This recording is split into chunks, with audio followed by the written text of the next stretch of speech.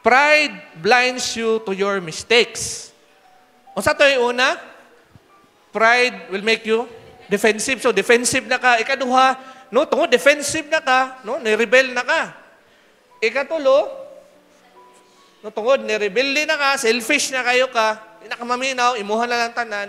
That's the time dili na ka makakita sa imuhang sayop.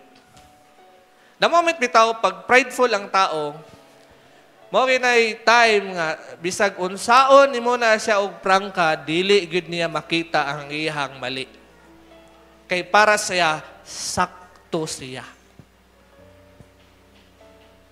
Amen. Dili ba gyud ta perminti sakto? That is why kinahanglan kay ka maminaw sa mga tao sa imong palibot pod, sa mga advisor nga gihatag ni Lord sa imuha, kay mao na siya ang samin na gihatag ni Lord. Kay kung ikaw magtanaw sa imong kagalingon, goods ni. Pero kung sila magtanaw sa imuha, daghan kaayo ka o dapat itama. Amen?